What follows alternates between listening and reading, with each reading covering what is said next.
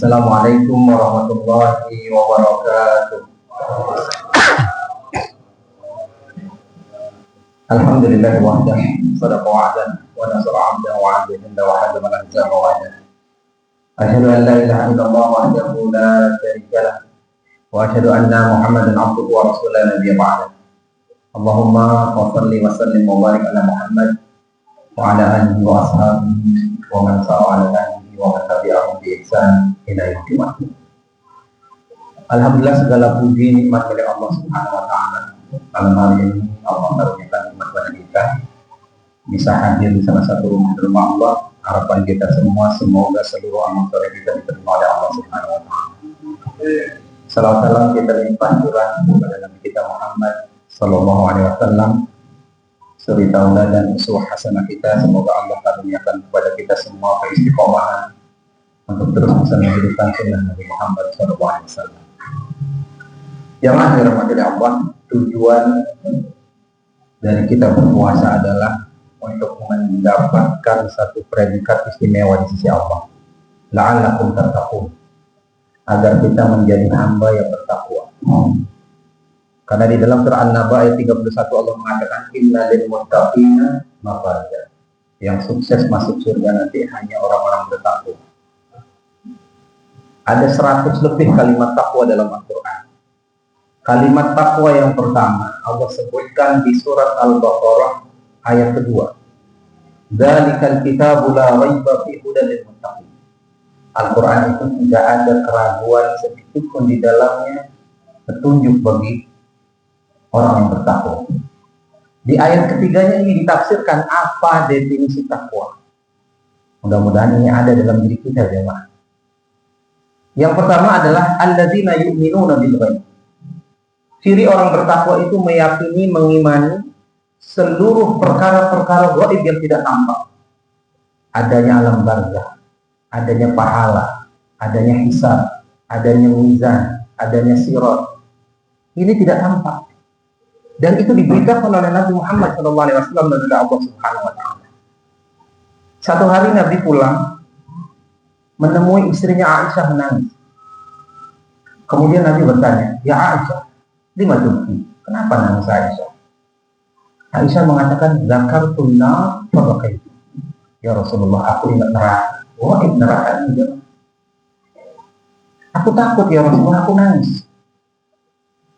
Kemudian Aisyah bertanya, "Hal zakartan ya Rasulullah? Apakah kau ingat aku nanti di akhirat ya Rasulullah?" Maka Nabi kemudian menjawab, "Amma fi salati mawatin fala yadhkuru ahadun ahad." Dalam 3 kondisi, kata Nabi, di akhirat secara umum orang itu tidak ingat siapa-siapa. Indah suhu, ketika kitab catatan akan dibagikan. Ini perkara gaib.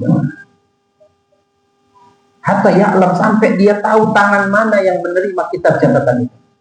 Fa'amma man utiya kitabahu biyamini, yang diberikan kitab catatan amal, yang dia menerima kitab itu dengan tangan kanannya. Fasawfa yuhasabu hisaban yasira, hisabnya ringan. Sebaliknya jemaah, yang menerima dengan tangan kirinya, apalagi dari balik punggungnya, wara'a dhahri, fasawfa yad'u subura, maka dia mengatakan, celaka saya, masuk neraka. Ini juga perkara gaib. Kemudian Nabi mengatakan, indal mizan, ketika amalnya akan ditimbang, orang itu nggak ingat siapa-siapa dia. Hatta ya'lam ayatul mizanahu aw yahid, sampai dia tahu betul timbangan amal solehnya berat atau ringan. Fa amma man faqulat mawazinu, yang berat timbangan amal solehnya, fa huwa fi ijatir radiyah, maka dia akan diridhai oleh Allah di jannatin 'aliyah, masuk surga. Yang ringan timbangan amal solehnya, masuk neraka. Ini perkara gaib dan kita harus yakini. Dan yang ketiga, kata Nabi, indas sirat, ketika melewati jembatan Siratul Mustaqim. Jis yuba ala dhahri jahannam, jembatan yang diletakkan di punggung neraka jahannam. Ma minkum illa wariduha, siapapun dari kalian pasti wajib melewati jembatan. Bisa lolos, minhum mubaq wa minhum mukharraj. Ada yang lolos, ada yang jatuh masuk ke neraka. Sebesar apa jembatan ini? Abu Sa'id Al-Khudri menerangkan, sami'tu Rasulullah sallallahu alaihi wasallam yaqul, as-sirat ad-daqqu min asy-sya'ri wa ahaddu min as-sayf. Jembatan sirat ini jamaah, jembatan yang lebih lembut dari sehelai rambut. Kalaulah dia sebatang pohon kelapa, kita pun susah lewatnya jemaah. Gelap. Di bawahnya neraka. Alaihi kalali, di atasnya ada jangkar-jangkar pengait yang siap mencabik-cabik. Bagaimana kalau dia lebih lembut dari rambut? Wa ahaddu minas sayf, lebih tajam daripada pedang.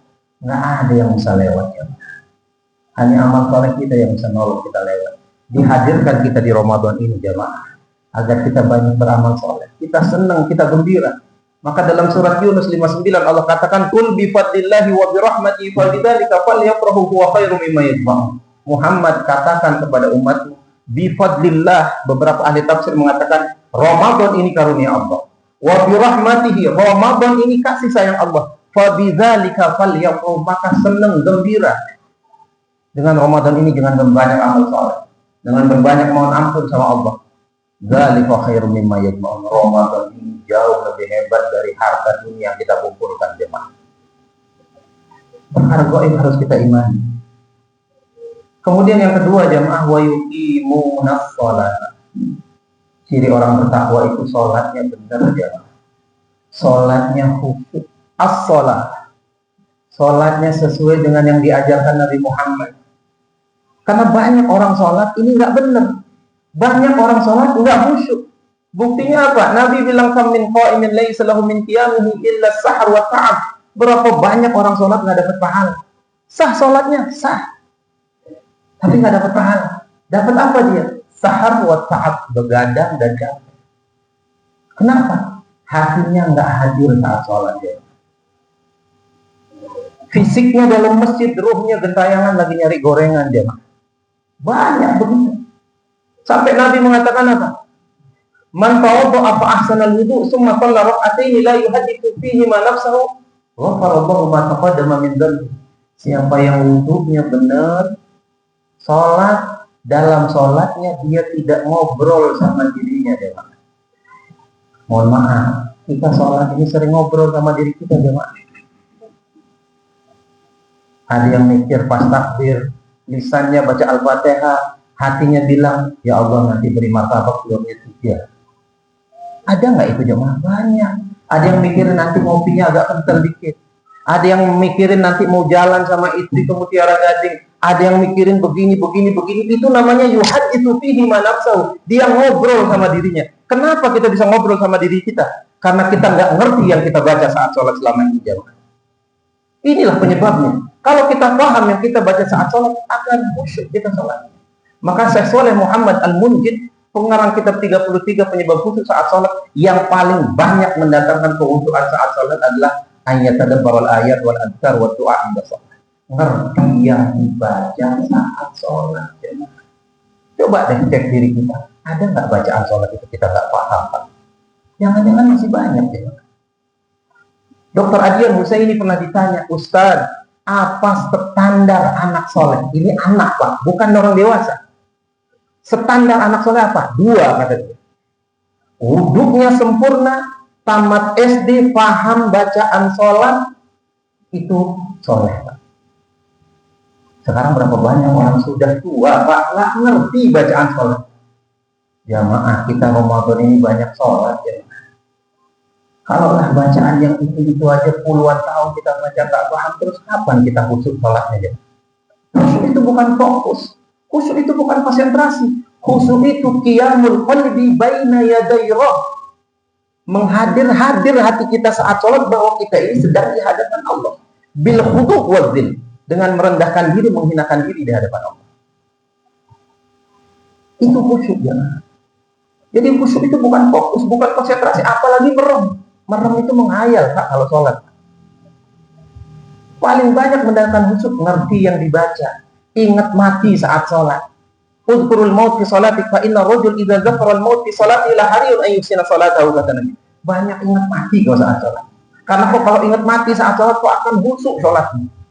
Di dalam surah Al-Baqarah juga Allah katakan wasta'inu bis sabri was salah wa innaha lakabiratun illa 'alal khashiyin. minta tolong kalian sama Allah dengan sabar dan sholat. Sholat itu berat kata Allah, kecuali bagi orang-orang yang khusyuk. Siapa yang khusyuk? Alladzina yazunnuna annahum mulaqu rabbihim. Orang meyakini dirinya akan mati, Pak. Akan pulang, akan kembali sama Allah. Itu khusyuk, Pak. Coba orang tua kita meninggal, kita sholat jenazah, jamaah khusyuk nggak? Nah itulah khusyuk. Hadir hati kita. Nah ciri orang bertakwa itu sholatnya khusyuk, jamaah. Kalau sholatnya nggak khusyuk, Pak, sah sholatnya, tapi pahalanya tergantung seberapa khusyuk dia sholat. As-sholat kata Nabi ala hasbil khusyuk. Pahala sholat tergantung berapa persen khusyuknya. Minhum humusahu sudusahu nisfahu. Ada yang 1/5, 1/6, 1/4, setengah. Dan Nabi belum pernah bilang ada yang khusyuk 100%. Karena nggak ada, Pak. Maka penting sholat khusyuk ini, jemaah. Ketika sholat kita khusyuk, Pak, Allah sebutkan alladzina yarisuna al-firdaus hum fiha khalidun. Surganya bukan surga biasa. Firdaus, jamaah. Surga Firdaus ini Allah sebutkan cuma 2 kali, Pak, dalam Al-Quran, Pak. Sementara kalimat surga Allah sebutkan lebih dari 115 kali. Firdaus cuma 2 kali. Salah satunya siapa yang masuk situ? Qad aflahal mu'minun alladzina hum fi salatihim khashi'un. Di ayat 11-nya Allah sebutkan surga. Maka jamaah, cek lagi salat kita, mumpung Ramadan masih agak lama. Jangan-jangan ada bacaan yang kita nggak paham. Kemudian yang terakhir, jami'ah wa mimma razaqnahum yunfiqun. Terhadap rezeki yang Allah titipkan, banyakin infak, banyakin sedekah, apalagi di bulan Ramadan, jemaah. Ramadan ini sahrul infak, sahrul sedekah. Afdhalus shadaqah shadaqatul Ramadan. Sedekah paling keren itu sedekah di bulan Ramadan. Karena Nabi SAW ajudun nas. Sahabat mengatakan Nabi itu manusia yang paling amat sangat dermawan di luar Ramadan. Wa ajwadu ma yakunu fi Ramadan. Kedermawanan Nabi ini memuncak drastis ketika di Ramadan. Seperti angin berhembus, Pak. Tadi kita keluar masjid ada angin, Pak. Semua kena angin. Begitulah kedermawanan Nabi di Ramadan. Artinya apa? Banyak melakukan amal soleh, terutama infak sedekah. Sering berbagi, Pak. Allah sebutkan dalam surah Al-Munafiqun. Ketika kita sakaratul maut nanti, jemaah, Allah akan perlihatkan pahala sedekah. Pahala sedekah. Maka Allah katakan wa anfiqu mimma razaqnakum min qabli an ya'tiya ahadakumul maut. Infak, sedekahkan sebagian rezeki yang aku titipkan sama kalian sebelum datang sakaratul maut kalian. Kalau udah datang sakaratul maut itu kalian akan bilang fa yaqul rabbi laula akhartani ila ajalin qarib. Karena kita sudah lihat pahala sedekah. Duhai Allah, boleh enggak sedekah sakaratul maut ini ditunda beberapa saat saja? Mau ngapain? La asaddaq, aku mau sedekah ya Allah. Kenapa dia minta sedekah? Karena dia lihat pahalanya saat itu, Pak. Jadi jemaah, perkara gaib, orang sakaratul maut dia akan melihat 3, malaikat, syaitan, dan pahala. Maka jemaah 3 ciri ini kalau ada dalam diri kita, percaya terhadap perkara gaib, mengerti perjalanan kematian agar kita mempersiapkan diri. Bagaimana tahu cara sholat yang benar, yang khusyuk, hati kita hadir saat sholat. Yang ketiga, rajin infak sedekah. Maka inilah insya Allah kita menjadi orang-orang yang bertakwa kepada Allah Subhanahu wa Ta'ala. Mudah-mudahan ada manfaatnya. Kalau mohon maaf. Assalamualaikum warahmatullahi wabarakatuh.